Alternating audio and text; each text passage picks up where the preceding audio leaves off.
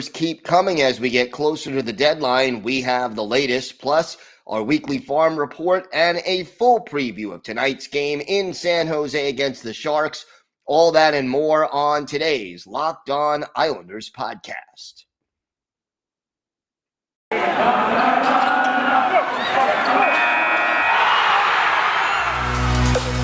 Your Locked On Islanders, your daily podcast on the New York Islanders. Part of the Locked On Podcast Network, your team every day.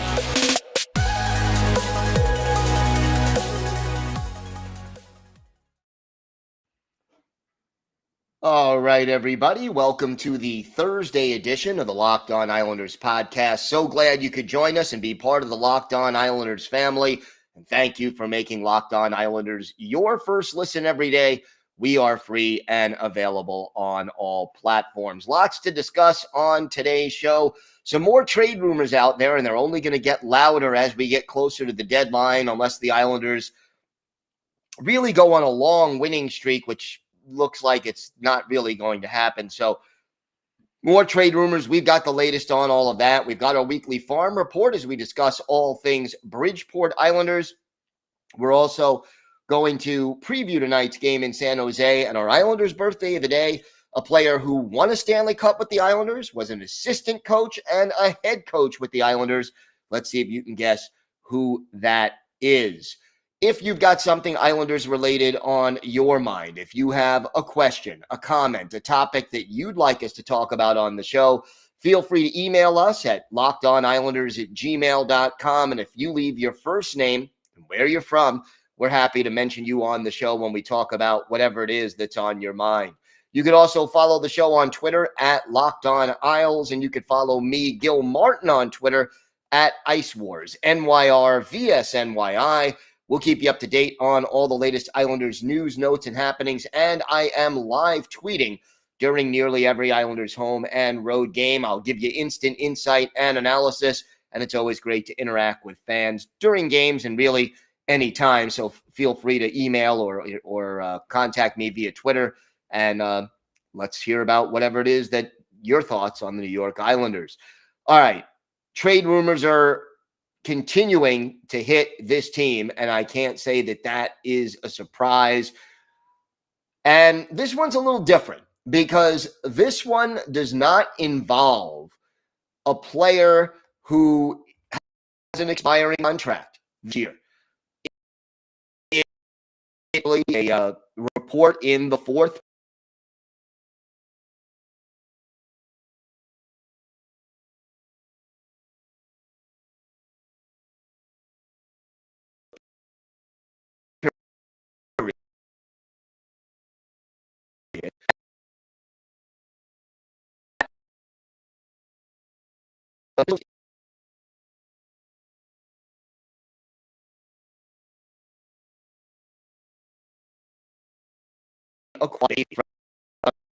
obviously if the price is wrong. All net $5 million.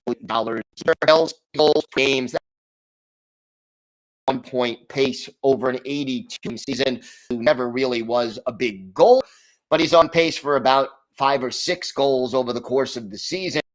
You would want Bailey somewhere around the 12-15 market. So not getting a great season, but look, the thing. Why would Josh Bailey be someone who interests another team, even though his cap hit for next year with the $5 million, and you have to put that?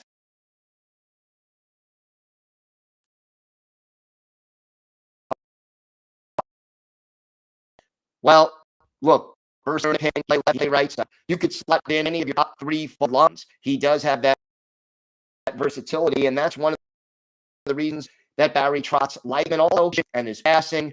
Bales he has leadership. He's responsible to at least positionally getting back checking. He needs to do. There is value there.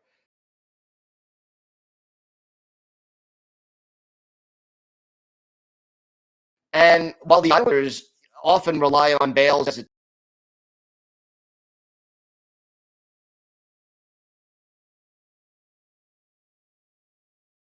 is a cup contender, maybe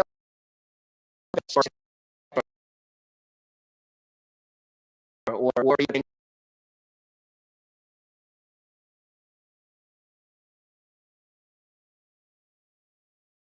second line, but realistically,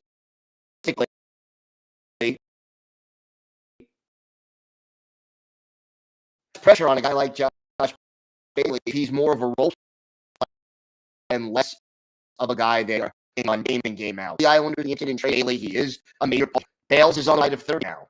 His trade value next year he's a rental, so you probably would get in return for, and he'll be another year older. The Islanders already have for next year, but if you add 5, you get twin cap space freed up. Talking about that the Islanders need all year. Moving defenseman and a sniper. You can get both of those with $20 million in cap space and maybe have enough room to re-sign a guy like a Cal Clutterbuck or some other veteran who you want to keep on this roster. The value is going to go down and for Bales. So if you trade now, you're probably going to get as much as you're going to get for him in a deal. He is traded at the trade line. Means that Oliver Wahlstrom and Kiefer Bose can both be in the line every game. And if this season is a string and just try and figure out who will fit in,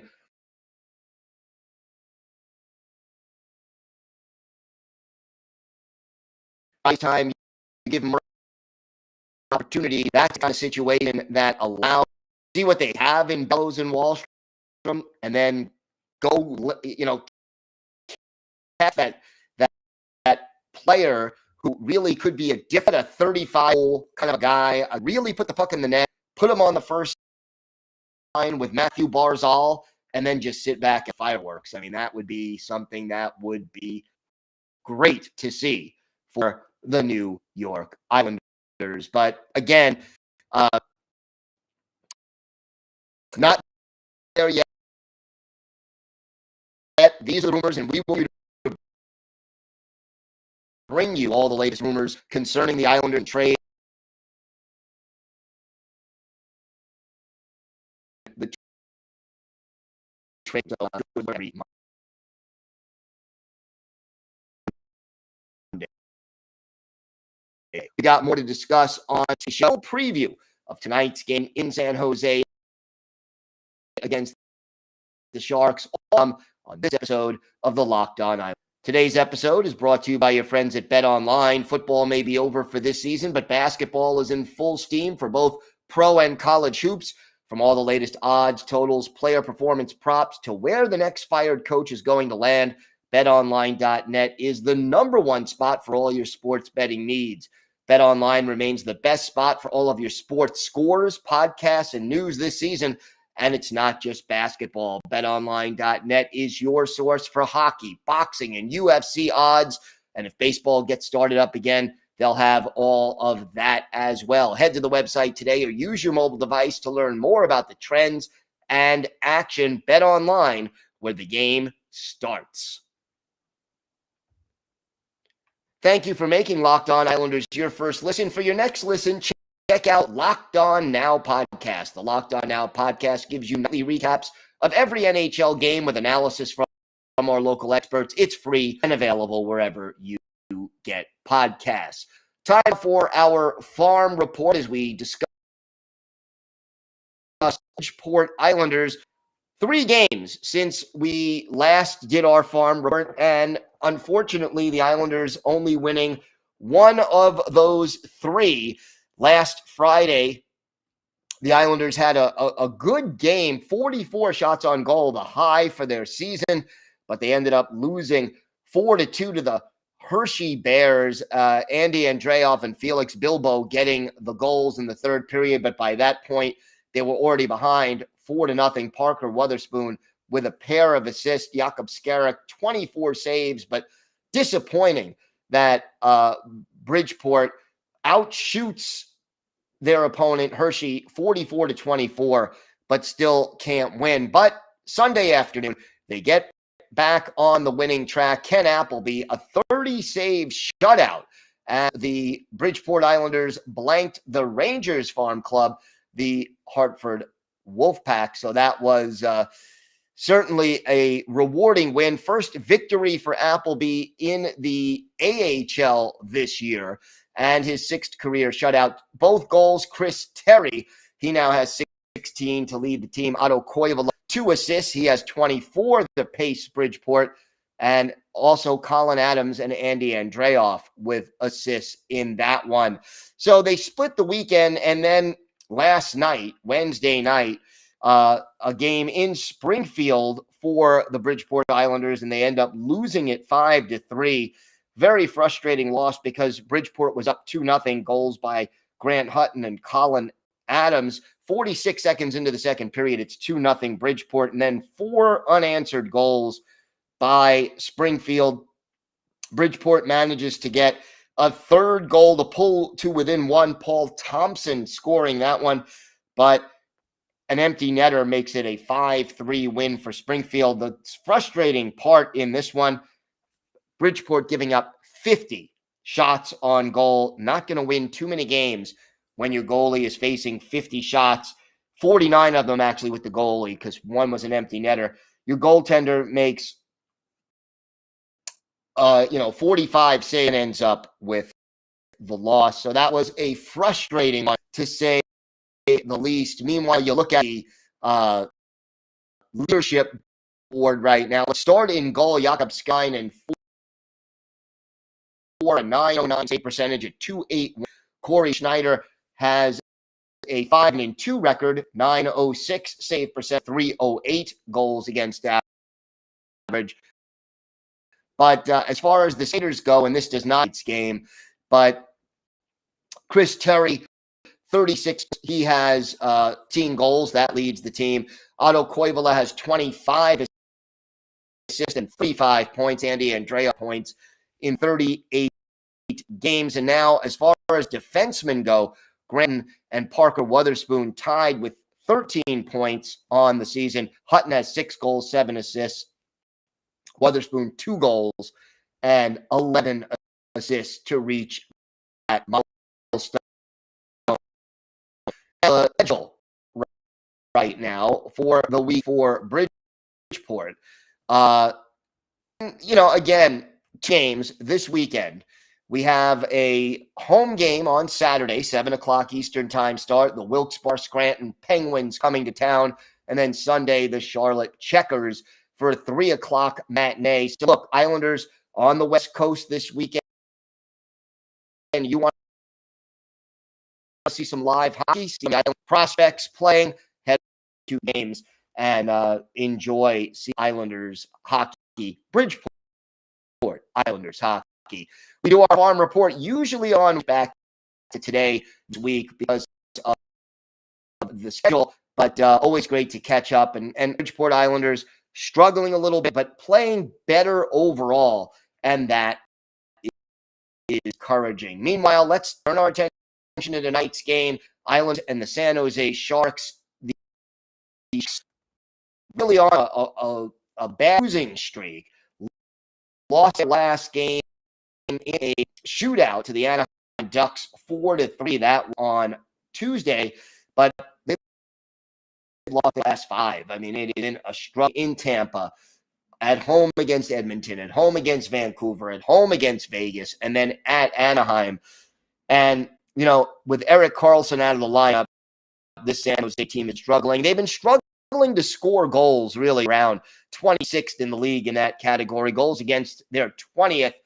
The power play also struggling, and you would think with some of the talent they have, they would do better than 21st in the league, 18.9% success rate. But their penalty kill is outstanding, so the Islanders' power play will be challenged to try to keep up with San Jose.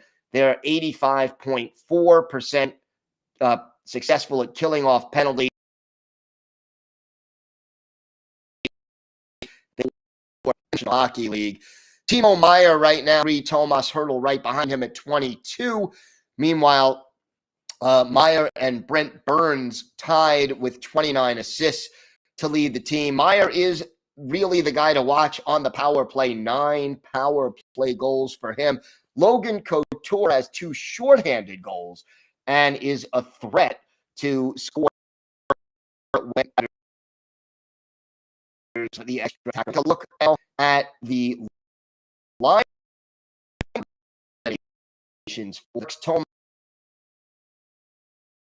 Thomas Hertl centering the top line. On the left, Logan Couture center, and Rudolph's balls are right on the second line.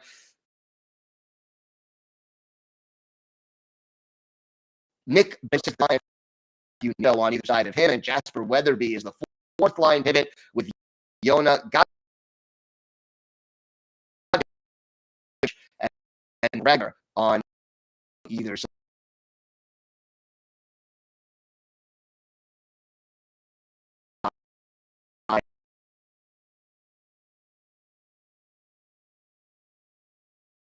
Of him. On bench, Jacob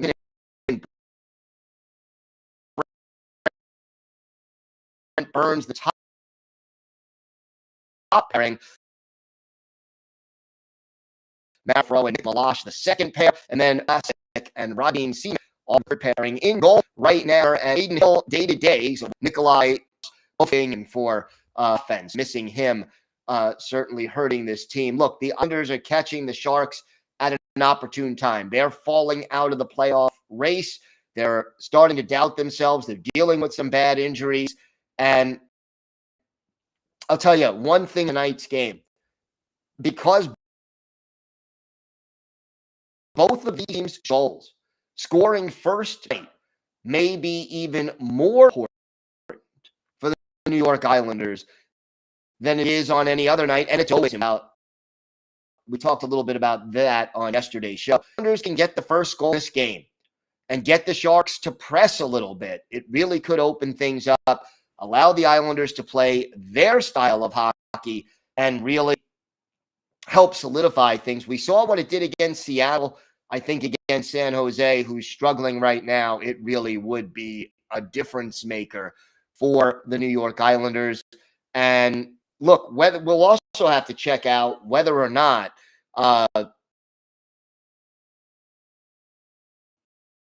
Barry Trottick, new top line of Kyle Palmieri, Zach Parise, and Matt Barzal. It worked very, very well against Seattle. Again, they'll keep that line together at least for the start of this game. It remains to be seen what Barry Trotz has up his sleeve.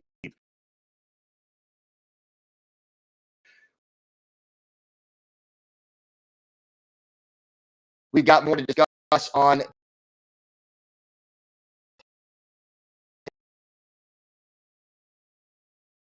today's episode. Our Islanders birthday, who the Islanders is a player and coach. See if you can guess who that is. Our Islanders birthday of the day. Yeah, 70th birthday. It was Tuesday for former Islanders center, assistant coach, and coach Lorne Henning.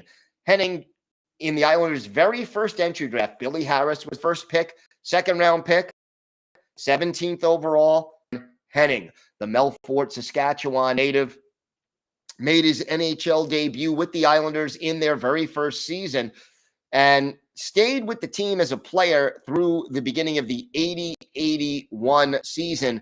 The following year, he was an assistant coach for the Islanders. So he won 2 Stanley Cups as a player, 2 Stanley Cups as an assistant under Al Arbor, and then later became an assistant coach for the Islanders again in 89-90 after a stint as the head man in Minnesota with the North Stars. And then became the Islanders head coach in 1994-95, and again in 2000-2001 as a midseason replacement. Last coached in the NHL in 03-04 when he was an assistant with the Ducks. As a player, Lorne Henning, more of a two-way center, good checker, good passer, 543 career NHL games, never had a 20-goal season. His most productive year, 13 goals and 33 points in 1978-79, 73 career goals, 184 points, but 81 playoff games, 7 goals, 14 points in those. Every team who is successful needs a role player like Lorne Henning to help them win hockey games. We'll go back and look at one of Lorne Henning's benefits with the Islanders.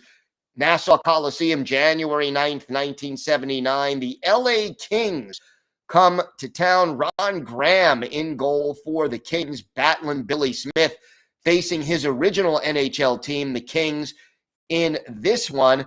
And it was the Islanders getting on the board first. Only goal of the first period, Bob Bourne. His 16th from Mike Kazicki and Ed Westfall at 13:21. Islanders up 1-0 after 20 minutes. In the second period, Brian Trottier doubles the Islanders' lead. His 29th, John Tonelli and Jerry Hall, the assists at 9:49. We're halfway through the game, 2-0 Islanders. But then the Kings get on the board. Tommy Williams, his 6th, from Mark Heaslip, a couple of former Rangers there. 12:26, the time of the goal. Isles lead cut to 2-1. But then the Islanders explode. Bert Marshall didn't score a lot of goals, got his first. Bob Lorimer and Clark Gillies with the assist at 17:22. Then a minute and 9 seconds later, Lorne Henning, our Islanders' birthday of the day, his 7th from Ed Westfall and Dennis Potvin. And then 33 seconds after that, Lorne Henning, his 8th from Bob Bourne. All of a sudden, 5-1 Islanders after 2 periods. In the third period, Mike Bossy is 34th from Clark Gillies and Brian Trottier as the Trio Grande line strikes. Time of the goal, 2:24. And then Mike Kazicki, his 8th of the year from Tonelli and Billy Harris at 16:26. Islanders, with 42 shots on goal, win this one going away. Final score 7-1 for Lorne Henning, our Islanders' birthday of the day. 2 goals. Both of them get even strength. He was a +1, had 4 shots in this one, but a rare 2-goal game for Lorne Henning, 29 saves for Billy Smith. But again, Lorne Henning, someone who has done so much for the Islanders organization over the years, and he is our Islanders' birthday of the day. So tonight, Islanders, Sharks, a chance to start this road trip off with 2 straight wins. And hopefully the Islanders can do that. We'll take a look at it. I will be live tweeting during the game. So if you're a night owl, please feel free to make sure we just, follow me on Twitter and we can talk about everything that's happening tonight. Should be a good game and, a game the Islanders could very well win. And let's keep our fingers crossed because some momentum certainly be a good thing. Thanks for making Locked On Islanders your first listen every day. Now make your second listen Locked On Fantasy Hockey. Hosts Steele Roden and Flip Livingstone help you become the expert of your fantasy league. It's free and available wherever you get podcasts. We will be back tomorrow. We'll have our key takeaways from the game against San Jose. We'll preview all the weekend's action, and we'll have the latest trade rumors, injury updates, and anything else concerning your New York Islanders. Have a great day, everybody. Stay safe. And of course, let's go Islanders.